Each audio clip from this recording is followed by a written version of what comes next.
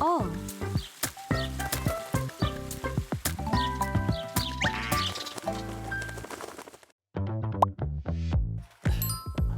정말 고맙고 또 존경한다 이런 말씀. 두 분 의원님들이 계시니까 늘 좀 포근하고 아주 모범적인 예. 의정 생활을 해주시고 계시고요. 천안은 저에게 있어서 어머니 같은 곳이고 열정의 시작이다. 동고동락이라고 좀 표현을 하고 싶습니다. 동쪽과 서쪽의 그 분단 문제, 또 그로 인한 여러 가지 교류 문제, 천안은 이제 철도하고 도로 예, 우수한 인력들이 있으니 좋은 일자들이 많겠구나. 그 자치단체에서 의지를 가지고 해야만이 가능하다고 생각합니다.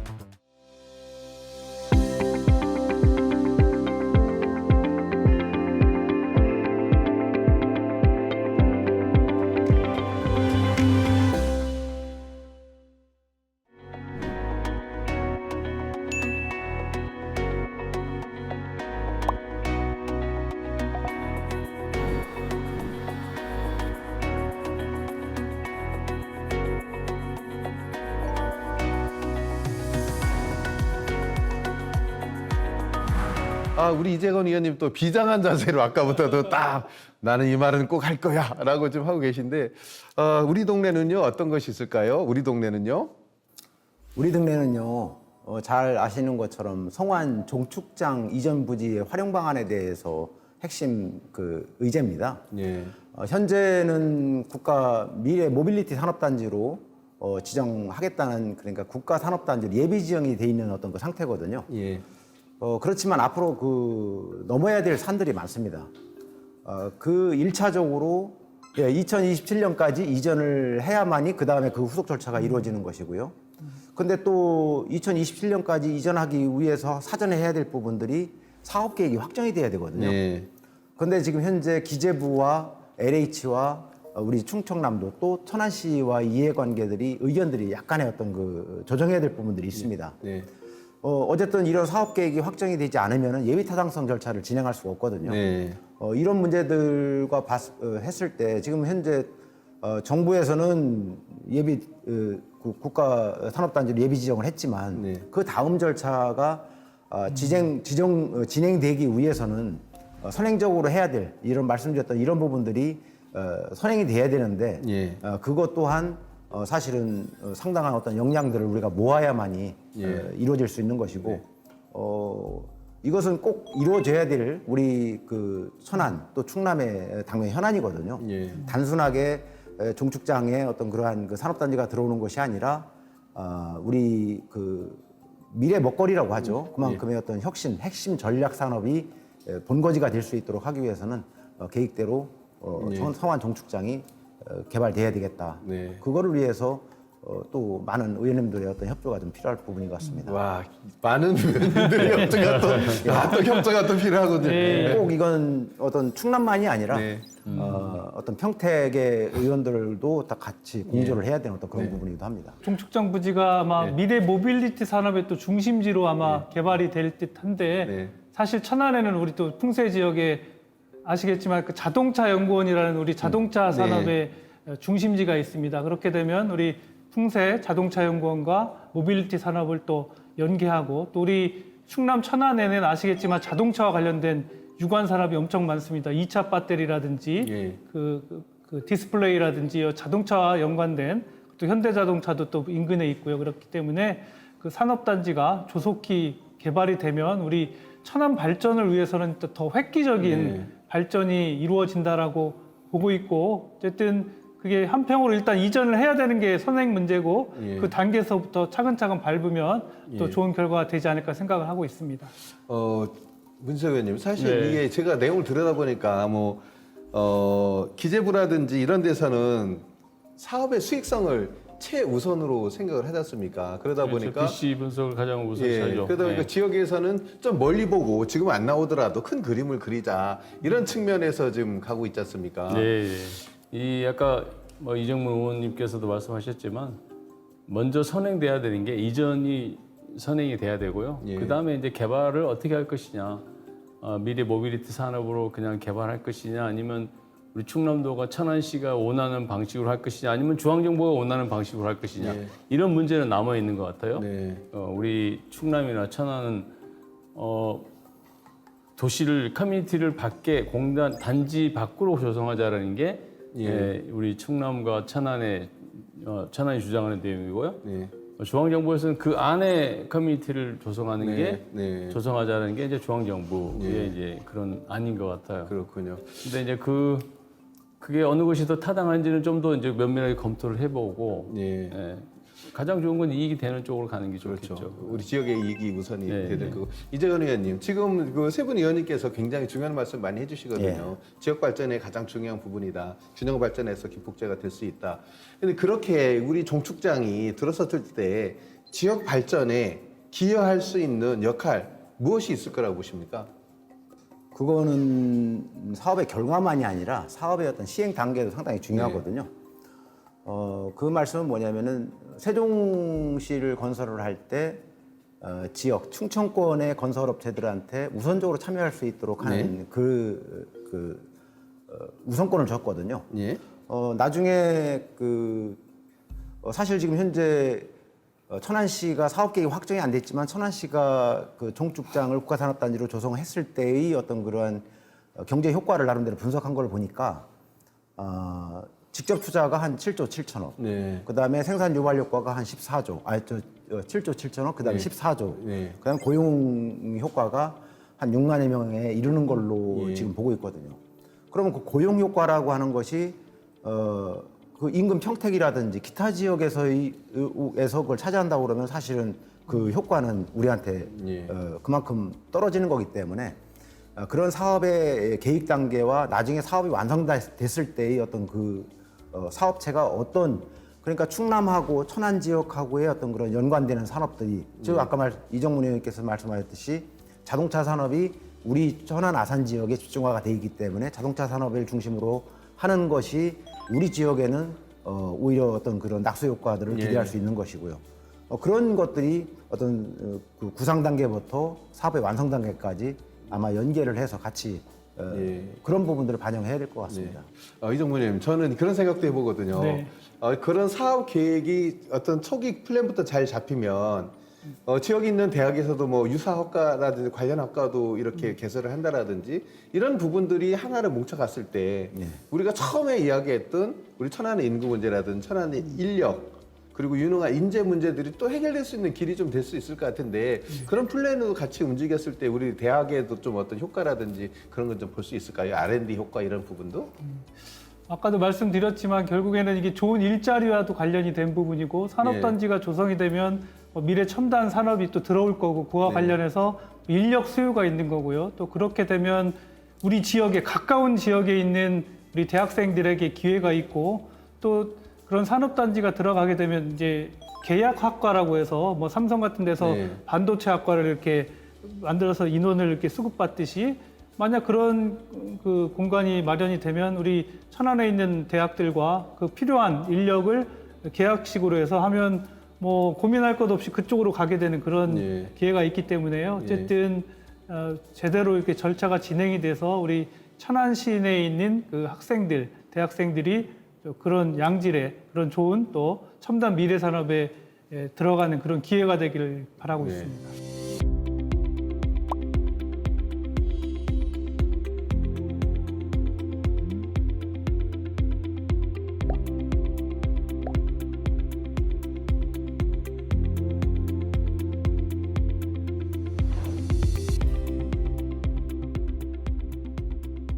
우리 동네는 천안역이 있습니다.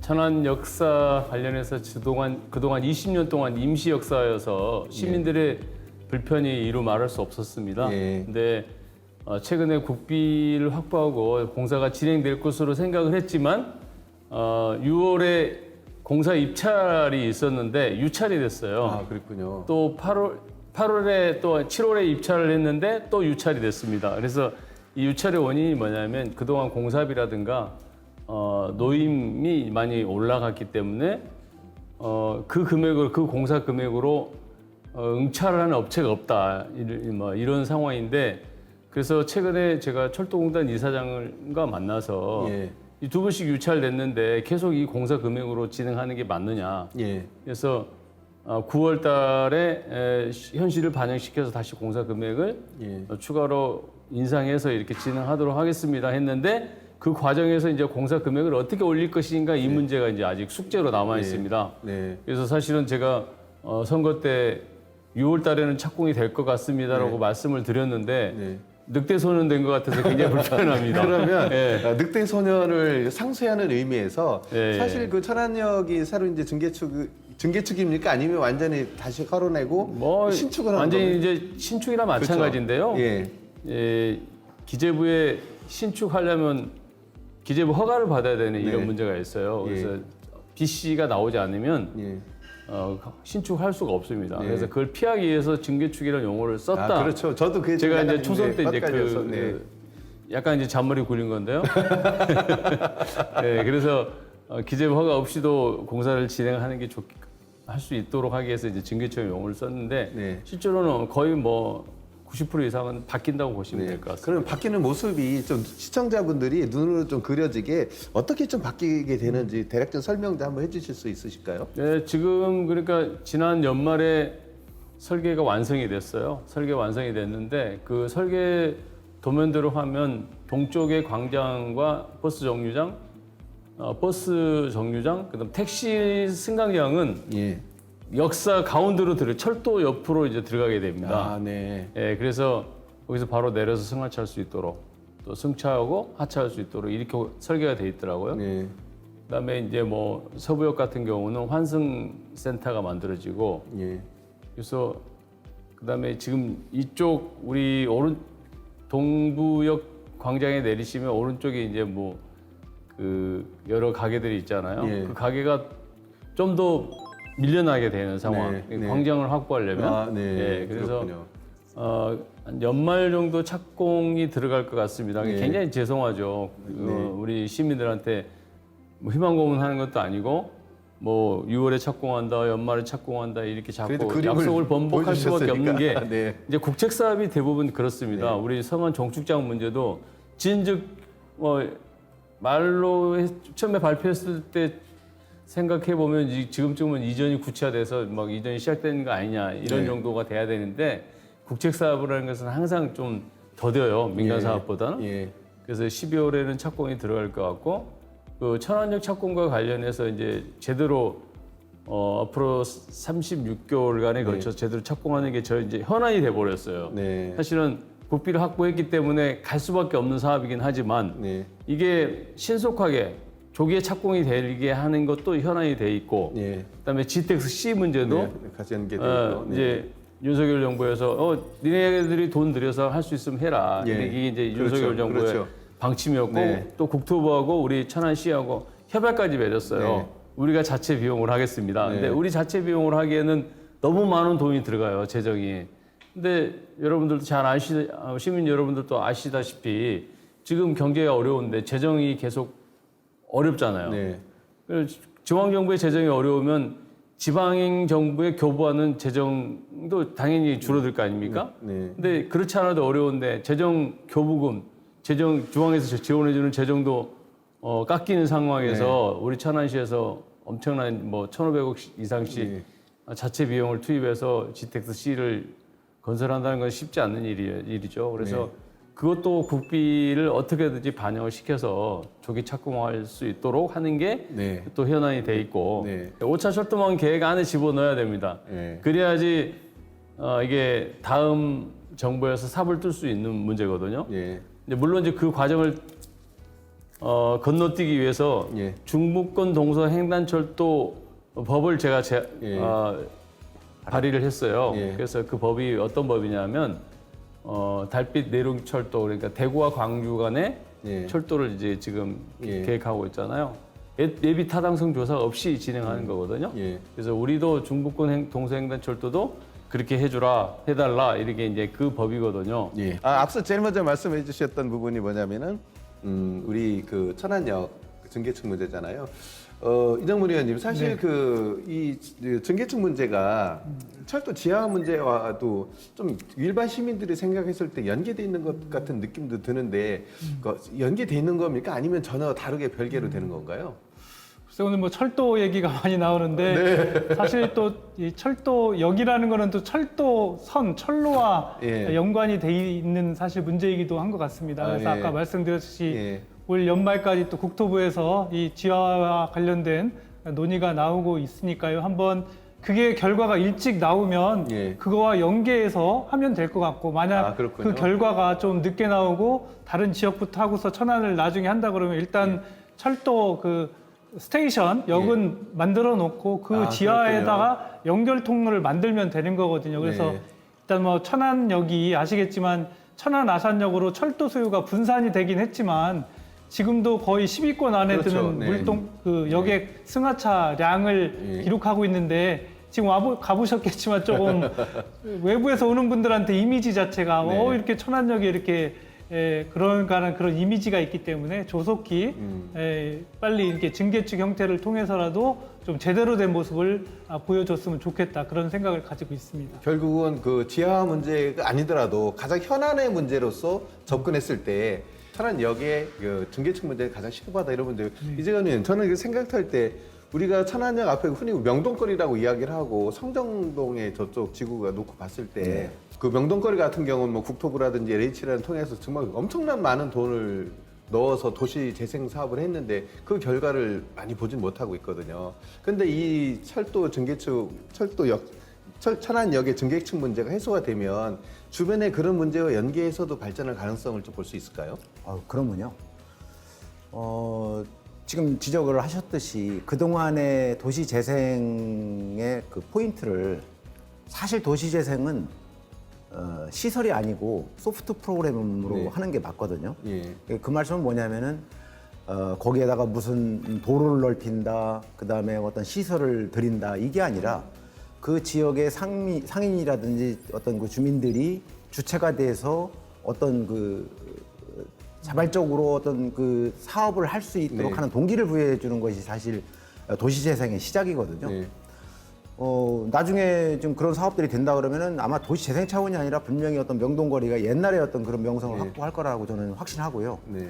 그다음에 지금도 지금 그 시민분들이 상인들이 중심이 돼서 얼마 전에 지금도 아마 진행을 하고 아트 페어를 지금 네, 진행하는 그렇죠. 걸로 알고 네, 네, 있거든요. 그렇습니다. 네. 그렇게 시민들이 자발적으로 도시 재생을 하기 위한 옛 네. 어떤 명동거리를 재생시키기 위한 복원하기 위한 노력들을 하고 있는데 상당히 그 천안은 여러 면에서 봤을 때 꼭 성공적인 모델이 될 것 네. 같습니다.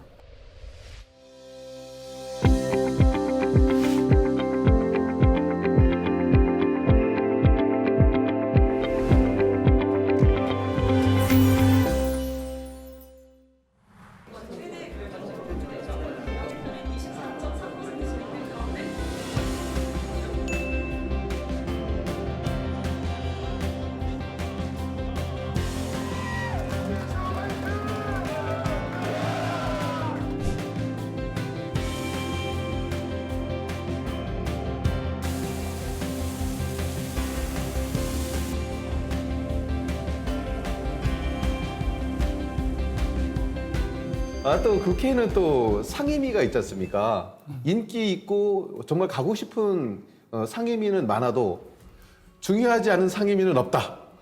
그렇지 않겠습니까? 맞습니다. 그래서 우선 우리 문지석 의원님께서 먼저 말씀해 주시는데 그 상임위 현재 활동이 어디에서 하고 계시고 또 어떤 일을 하고 계신지 뭐 재밌는 에피소드 있으시면 좀 말씀 좀 해주시고 네. 좀 해주시죠. 네, 국회 의정활동의 핵심은 상임위 활동입니다. 저는 현재 국토교통위원회 상임위에서 활동하고 있고요. 국토교통위원회는 많은 의원들이 가고 싶어하는 그런 상임위입니다. 네. 왜 그러냐면 지역의 교통 인프라라든가 도로 인프라를 좀 해결하기 쉬운 상임이다 네, 네, 해서 네. 지역에서 꼭 필요한 그런 지역에서 꼭 필요한 그런 상임인데 저는 어떻게 갈 수 있었습니다. 시민 여러분들이 뽑아줬기 때문에 갈 수 있다고 생각하는데요. 네. 거기에서도 또 야당의 더불어민주당의 간사 역을 맡고 있습니다. 그래서 간사라는 것은 이제 우리 상임위원들의 야당 상임위원들의 모든 의견을 다 취합하고 또 논의하고 여당과 협상을 이끌어내는 그런 자리이거든요. 그래서 국회 상임위 일정 전체를 완전히 총괄적으로 숙지하고 또 그거를 협상하고 관리하지 않으면 어려운 자리이더라고요. 예. 해보니까. 예. 또 실제로 국토교통부에서 또 우리 천안에 대한 배려도 좀 많이 해줍니다. 아, 그렇군요. 간사가 역시. 있기 때문에 네네네. 이 간사에 대한 배려를 좀 많이 해주는 것 같고 네. 그래서 우리 천안의 입장에서 보면 정말 간사 맡길 잘했구나. 네. 저는 몸은 좀 힘들어도 그래서 그런 우리 천안을 위해서 정말 잘됐다 이런 생각하고 있고요. 몸이 3개라도 부족한 그런 시간을 보내고 있습니다. 하나는 당의 충남도당위원장을 제가 네. 또 맡았기 때문에 네. 몸 하나는 당에다 놓고 네. 또 하나는 국회에 놓고 네. 또 하나는 우리 지역 천안갑 제가 사랑하고 네. 아끼는 천안갑에 하나 놓고 네. 이러면 얼마나 좋을까 이 생각하면서 바쁘게 보내고 있습니다. 네. 제가 보니까 두 의원님께서 문희석 의원님 옆에서 떠날 수가 없음을 제가 이해해봤습니다. 왜냐하면은 지역 현안 사업에 국토부에서 가지고 있는 파이가 그래도 많이 큰 비중을 차지하고 그렇지 있는데. 않아도 괜찮아요. 왜냐하면 그렇습니까? 우리 천안갑만 제가 챙기는 게 아니고 우리 그러시군요. 천안시 전체 감사합니다. 또는 제가 박수 대신 우리 또 제가 쳐드리겠습니다. 충남 네. 도당위원장이기 때문에 네네네. 충남 전체를 또 챙겨야 될 그런 네. 위치에 있기 때문에 네. 좀 그렇게 신경 안 써도 제가 다 챙기겠습니다. 정말 든든하구나. 우리 천안 시민들께서 우리 지역 발전에서 뭔가 큰 역할을 하겠구나라는 부분을 더 기대를 갖게 하고요. 이재관 의원님께서는 아까부터 무슨 말을 하실까 이렇게 계속 생각하시는 것 같은데요. 어느 상임위에서 활동하시는지 그리고 어떤 뭐 포부 있으시면 힘차게 한번 말씀해 주시죠. 그러니까 그 처음에 당선되고 국회가 시작되기 전에 어떤 자리에서 지금 비슷한 질문을 받았었거든요. 네. 그때 두 분 의원님들 같은 말씀이 뭐냐면 가급적이면 같은 상임위원회에 안 들어가서 시 입장에서 여러 상임위원회를 커버할 수 있도록 하는 게 좋겠다라고 네. 했었고 그러한 그 기조로 저는 산업, 통상, 중기, 벤처위원회 즉 그 부처가 산업통상자원부, 그다음에 중소기업 벤처부 그리고 특허청 예. 이렇게 3개 중앙 기관을 담당하는 그 상임위인데요. 예.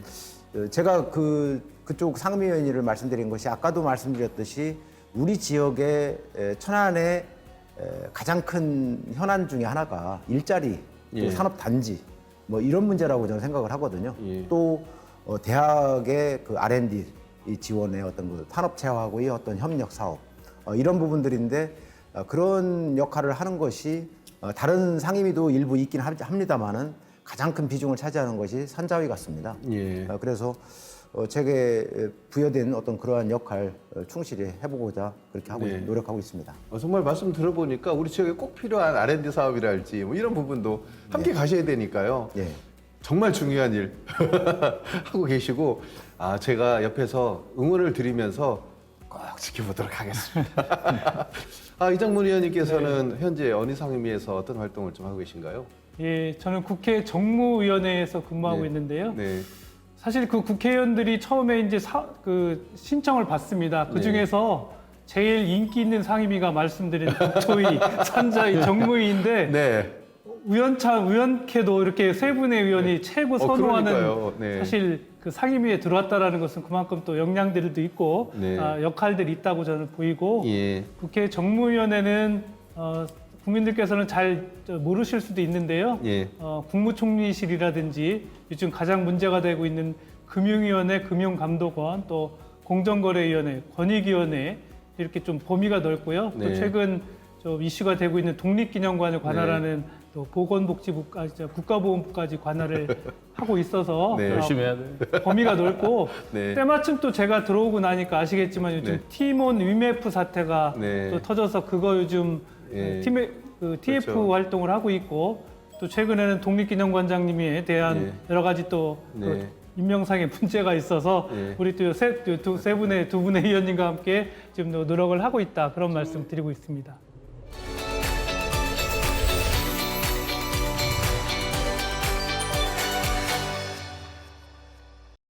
우리 의원님들 그 국회 활동하시면서 소소한 이야기 무엇이 좀 없을까 노하우 좀 공개해 달라 제가 이렇게 사전에 질문지를 좀 드려봤습니다. 저는 국회에서 그러니까 전 그 정부에서 네. 어쨌든 일을 하다가 지금 국회에 네. 들어왔지 않습니까? 정부에서 국회에 얼마나 시달렸는지 아세요?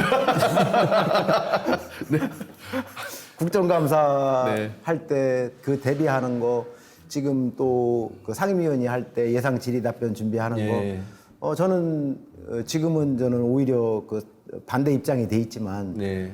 그때 국회의원한테 사실 뭐 당한다는 어떤 그런 생각들도 공무원들은 하게 되죠. 네네. 근데 그거를 지금 현재 생각을 해보면은 예.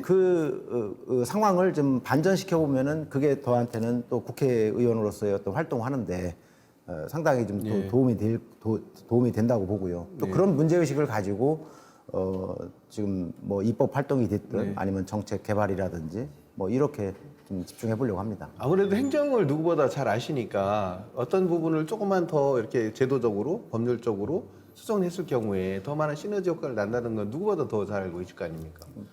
예, 그것은 어디든지 법안이 됐든 정책이 됐든 그 원칙은 다 있는 것 같아요. 네. 즉, 뭐 어떤 경쟁의 원리, 그다음에 투명성의 원리, 참여의 원리 이런 우리가 지향했던 그런 원칙들이 고루 입법 활동이 됐든 정책 활동이 됐든 예. 반영이 된다고 하면은 그래도 국민들한테 어떤 욕먹는 정책은 나오지 않을 거라고 그런 생각을 갖고 있습니다. 네.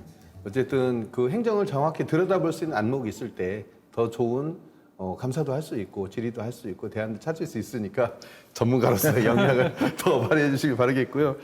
자, 이제 이정분 의원님 보니까 그 제21대 국회에서 공약 이행률이 76.5%, 충남 평균보다 20%포인트 높다라고 답변을 주셨어요. 예, 예. 일단은 뭐 공약이라는 게 빌공짜가 되면 안 되고 네. 실제로 이행을 해야 되는 거니까 실제로 지킬 만한 일단 약속을 한 것 같고요. 또 지킬 수 없는 걸 해야지. 그리고 또 약속을 했으면 네. 사실은 지키도록 노력을 해야 되는데 저도 이번에 두 번째 국회의원 선거를 하면서도 이게 과연 가능할까라는 그런 공약도 사실 있습니다. 그렇지만 그 4년이라는 의정 생활 동안에 정부 부처를 또 설득을 하고 또 우리 여당 의원들을 또 설득하는 게 중요하거든요. 그래서 여당 의원님들 설득하고 정부를 설득하는 게 중요하기 때문에 그런 부분은 앞으로도 노력을 할 거고요. 제가 뭐 공약을 달성했다고 하는 거는 뭐 아까도 말씀드렸죠. 혼자 힘으로 될 수 있는 건 아니고요. 그 동안에 그 할 때는 뭐 저번에 저랑 문진석 의원님이 21대 때 계셨지만 문진석 의원님의 도움이라든지 여러 의원님들의 또 도움이 있었기에 가능했다 그렇게 말씀을 드리고 싶습니다. 네, 그 공을 또 동료 의원님들한테 돌리고요. 이렇게 손발이 짝짝 맞아가지고 너무 정말 좋고요. 근데 저는 문지석 의원님한테 좀 궁금한 부분이 초선과 다르게 재선은 아무래도 여러 가지 노하우, 역량, 발휘하는 기법도 많이 다르잖아요. 네, 그 예산 확보하는데 특별한 노하우가 있다고 제가 들었는데 많은 예산을 확보하기 위한 노하우는 어떻게 하고 예산 계신지. 확보 가장 핵심은 배지 내려놓고 하면 됩니다. 네. 배지 내려놓고 하시면 된다. 배지 내려놓고 정말 지역을 위해서 영업하는 것처럼 그렇게 예산 확보 활동하면 어느 정도는 뭐 확보할 수가 있는 것이고요. 공약도 마찬가지라고 봐요. 공약을 국회의원이 공약하는 것은 가능한 것, 불가능한 것 다 할 수 있다고 보는데 공약을 얼마나 현실화시키는 것도 결국은 정부 관료들을 얼마나 설득해내느냐 이 문제인데 그것도 비슷하다고 봐요. 예산 확보 과정과. 그래서 이 공약을 내가 딱 지킬 수 있는 것만 해야지 이러면 이제 너무 공약이 풍성하지는 않잖아요. 그래서 시민들한테 지킬 수 없는 것도 가끔 하는 겁니다. 약속이라는 것은 그 약속을 통해서 내가 더 힘을 내야 되거든요. 더 힘을 내기 위해서 약속하는 부분도 있고 반드시 달성하기 위해서 하는 약속도 있는 것 같거든요. 그래서 두 가지를 같이 내는 게 제일 좋다. 현실적으로 바라보고 실행 가능성과 또 실행해야 될 목표를 높게 잡는 것도 중요하다. 이런 취지였었고, 자 이제 분위기를 조금 더 바꿔서 좀 무겁고 좀 힘이 들 수도 있지만 지금까지 질문 중에 가장 자신 있는 질문을 제가 드릴 거니까 좀 뭐 명쾌하게 대답을 해주셔도 좋고요. 어려운 질문이 아니고요. 각 의원님들께서 국회 22대 국회 입성하셔서 제1호 법안이 있을 거라고 생각하고 있습니다. 이재관 의원님께서는 1호 법안을 무엇을 발의하셨고 왜 하셨는지 설명 좀 한번 해주실까요? 처음에 입성하기 전부터 저는 국가균형발전, 개발이라고 하는 것을 그 제1의 과제로 삼겠다라고 예. 했거든요. 저는 특례시 지정 기준을 완화하는 내용을 네. 법안으로 한 지방자치법 개정안을 냈습니다. 그 핵심은 뭐냐면은 특례시의 현재 기준이 100만 명입니다. 네. 그 100만 명의 기준을 50만 명으로 완화하는 어떤 그런 내용을 담고 있는 건데요. 예. 그 자체가 어떤 의미를 갖고 있냐면 특례시가 되면은 예. 중앙 그 광역자치단체 즉 충청남 천안의 경우를 따지면 충청남도의 권한을 상당 부분을 위임받아서 예. 천안시가 자율적으로 일을 할 수가 있습니다. 그렇듯이 자치단체의 지금 현재 인구 기준을 보면은 100만 이상이 되는 도시가 지금 4개밖에 없습니다. 예. 그 중에 3개는 지금 수도권이거든요. 전부 그 수원, 그다음에 그 용인, 그리고 고양, 예. 그리고 이제 창원이 있습니다. 창원인데 창원은 조만간 100만 이하로 떨어질 수가 있거든요. 특례시가 지금 100만으로 하다 보니까 4개인데 조만간 창원은 특례시 지위를 상실할 위기가 있는 거죠. 네. 그러면서 지금 화성이 내년부터 특례시가 됩니다. 네. 그럼 특례시는 수도권에 있는 4개 도시만 되는 겁니다. 즉 이 얘기는 특례시를 통해서 뭔가 국가의 어떤 균형 발전을 도모하는 것이 아니라 오히려 수도권의 집중을 더 가속화하는 제도로 오히려 이 제도 자체가 전락을 하는 것이죠. 이건 문제가 있다. 예. 지방도 지방의 어떤 중심, 중핵 도시를 육성을 해서 수도권으로 집중화되는 부분을 완충하는 어떤 그런 도시를 육성할 필요가 있다. 네. 그 기준을 저는 50만으로 본 거죠. 그렇게 하니까 그 대신 수도권은 100만이라고 하는 도시를 유지를 하고 네. 비수도권은 50만 도시로 육성을 해서 유지를 완화를 해서 그 말씀드렸던 어떤 국가 균형 발전이라고 하는 어떤 그런 디딤돌이 될 수 있도록 특례시를 활용을 하자라고 네. 하는 취지인 거고요. 네. 그렇게 했을 때 지금 현재 천안도 대상이 됩니다. 그렇죠. 우리 천안, 천안시. 청주, 네. 전주, 포항 그리고 김해. 그러면 지금 현재 강원도하고 그 전남에 2개는 네. 없거든요. 그 경우는 행안부 장관이 시도 도지사하고 협의를 해서 할 수 있도록 한다는 네. 어떤 그런 규정을 담은 거고 특례시라는 것을 어쨌든 국가 균형 발전의 하나의 어떤 그 디딤돌이 될 수 있도록 하는 그런 네. 내용으로 법안을 네. 냈습니다. 우리 이정문 의원께서는 1호 법안 어느 네. 것을 발의하셨고 어떤 내용이실까요? 전 1호 법안이라고 해서 하나의 법안을 한 건 아니고요. 세 네네. 가지를 네. 법안 발의를 했는데요. 네. 저도 이제 이정환 의원님과 그 비슷한 취지로 지역 균형 개발과 관련된 지역 소멸, 예. 지역 균형 개발과 관련된 네.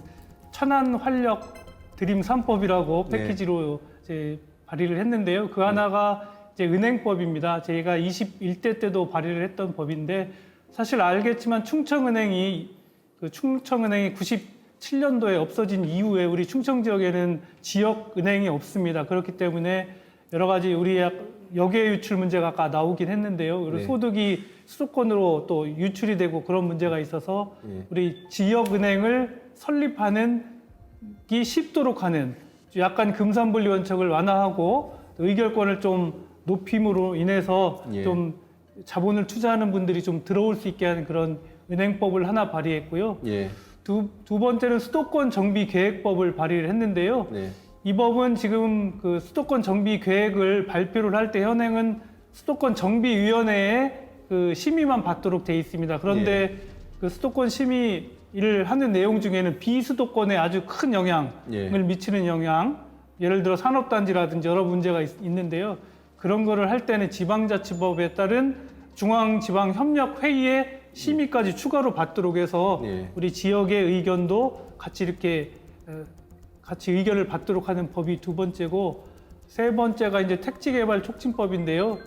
이제 택지개발을 하는 경우에 조성원가 이상의 개발 이익이 사실 발생을 하는데 이게 현재로는 주차장이라든지 뭐 여러 가지 공공문화 체육시설에 투입이 되지 않고 있거든요. 그래서 그런 조성원가 이상을 그런 시설에 재투자하도록 해서 우리 지방에 이런 택지 개발을 하는 경우에 좀 도움이 될 수 있도록 하는 그런 법을 세 가지를 발의를 했습니다. 그래서 드림 3법이군요. 네. 결국 우리 지방자치에서 행정도 더 원활하게 하고 개발 이익도 정확하게 쓰여질 수 있는 여러 근거를 만드는 부분이기 때문에 세 분 정말 열심히 하시는데 제가 그 1호 법안이 뭔지 찾아봤거든요. 그런데 지금 사실 사회 문제로 뜨거운 문제인데 아니 예견을 하시고 이 법안을 그런 건 발의하신 아니고 겁니까?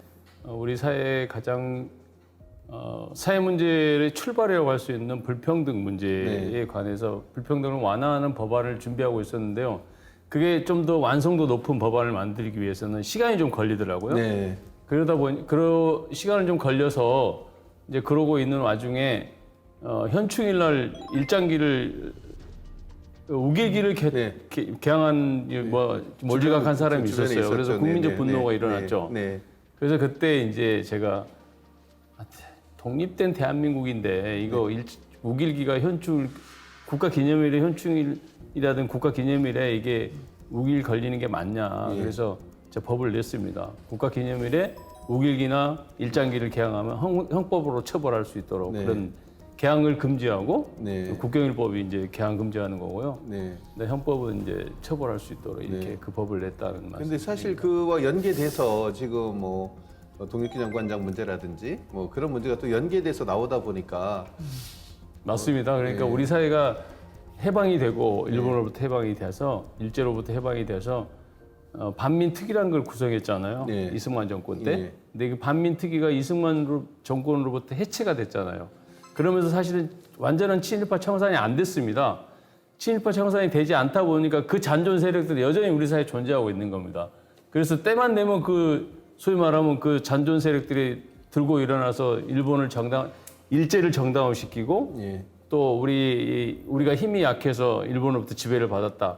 그러니까 지배자의 논리를 가지고 자꾸 전파를 하고 우리가 그동안 독립운동 역사라는 게 어쨌든 우리가 독립운동의 자랑스러운 역사를 가지고 있는 민족입니다. 근데 그런 것들 다 부정하는 일본 제국주의를 정당화시키고 또 독립 영웅들을 폄하하고 이런 것들이 지속적으로 반복되는 게 결국은 친일파 청산을 제대로 못했기 때문에 이런 일이 생긴 거다라고 보고 네. 앞으로는 하나씩 법을 만들어서 네. 우리가 친일파는 청산 못했지만 친일파들이 준동하지 못하도록 네. 이렇게 할 필요가 있다 네. 이렇게 생각합니다.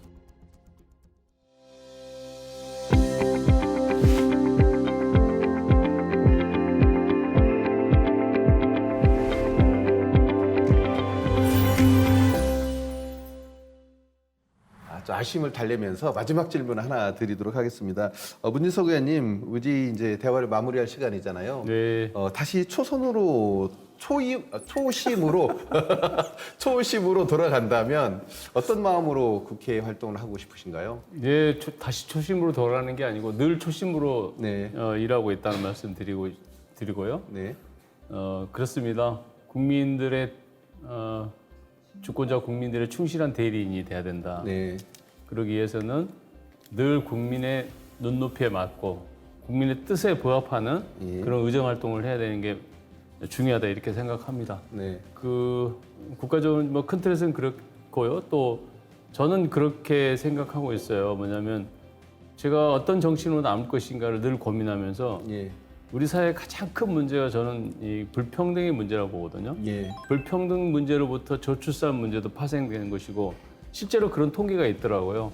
불평등 지수가 높을수록 출산율이 저하되고 실제로 출산율이 저하되니까 이제 뭐 또 서로 악순환이 계속 반복되는 상황이 이제 벌어지고 있는데 문제는 이 불평등을 해소하기 위해서 가장 앞장선 국회의원이 정치인이 되고 싶고요. 네. 예. 완벽한 해소가 어렵겠지만 그래도 지금보다 좀 더 완화시키지 않으면 우리 사회에 이게 완전히 불안 요소로 작동을 해서 더 이상 우리 사회 성장이 없을 거다. 그럼 예. 다시 겨우 선진국으로 갔는데 다시 중진국으로 떨어지는 이런 전락하는 이런 상황을 맞이할 수도 있다. 예. 이렇게 생각하거든요. 네. 그래서 불평등을 해소하는데 가장 앞장선 정치인으로 기억되고 싶고 네. 지역에서는 그래도 역시 지역 발전, 지역민 제일 잘 챙기고 네.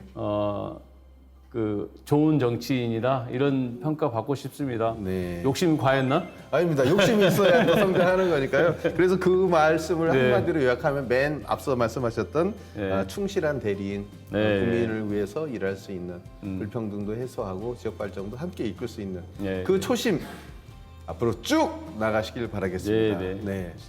이재훈 의원님께서는 그 초심의 마음을 어떻게 갖고 계십니까? 조선한테는 적절하지 않은 질문 같아요. 네.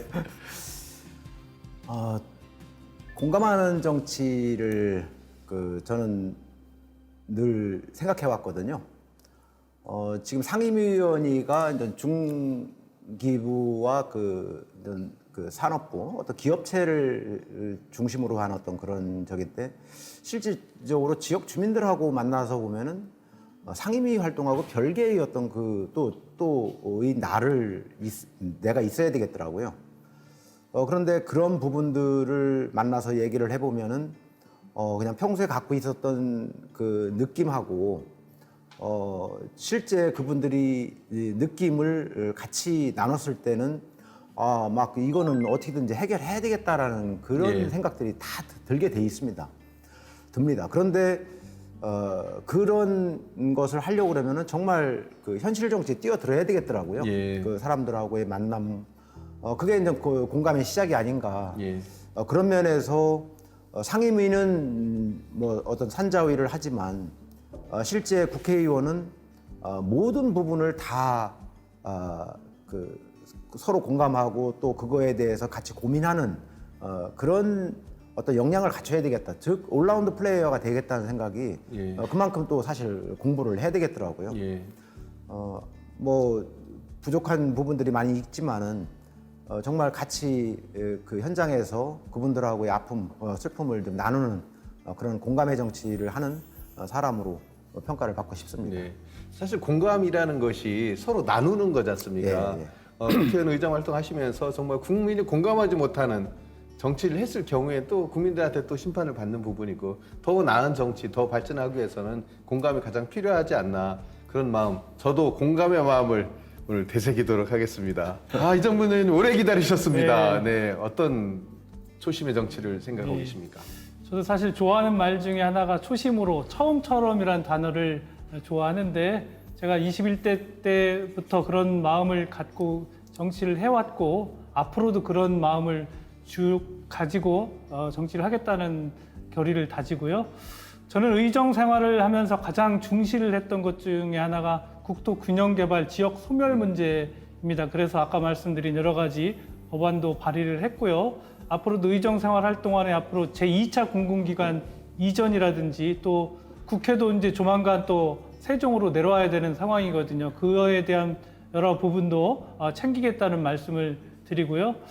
그리고 지금 저희 소관 상임위와 관련해서 저는 요즘 티몬 UMF 피해자들, 판매자, 소비자들과 여러 차례 간담회를 했는데 진짜 그 구구절절 이렇게 사연을 드리면 정말 눈물이 날 정도의 그런 사연들을 많이 보았습니다. 그래서 저는 우리 정치가 결국 국민들의 그런 눈물도 닦아주고 그런 걸 해소하는 그런 정치가 필요하다고 보이기 때문에 앞으로도 정치를 하면서 그런 국민들의 눈물을 닦아줄 수 있는 그런 정치를 실용성 있는 정치를 할 수 있도록 노력하겠다는 말씀을 드리겠습니다. 네. 세 분 말씀 다 들으니까 와, 정말 대단하시다, 이런 말씀. 사실 전 초심이라고 생각했을 때는 가장 가벼운 마음에서 그 가벼운 마음을 잃지 않는 것이다라고 생각을 했었는데, 사실은 새 의원님께서는 더 큰 것을 보고 더 큰 것을 개선하고 더 큰 것으로 나아가기 위한 자세를 초심으로 생각하고 계셔서 정말 대단하시다, 이런 생각을 했고요.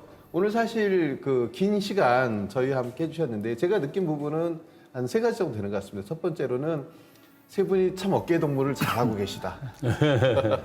두 번째로는 네. 지역 발전에 대한 고민을 끝없이 하고 계시다. 그리고 세 번째로는 지금처럼 어떤 초심의 자세가 더 나은 곳으로 가기 위한 견지, 스스로에 대한 견지를 잘하고 계시다, 이런 부분을 제가 받고 있어서 다음에 다시 한 번 더 저희와 만나서 지난 이야기를 할 수 있다라고 약속을 해주시면 여기서 마무리하도록 하겠습니다. 네. 해주실 수 불러주시고요. 있으시겠습니까? 다음에 또 뵙겠습니다. 네, 알겠습니다. 네, 오늘 불러주십시오. 오늘 이렇게 네. 나와주셔서 고맙습니다. 네, 고맙습니다. 고맙습니다.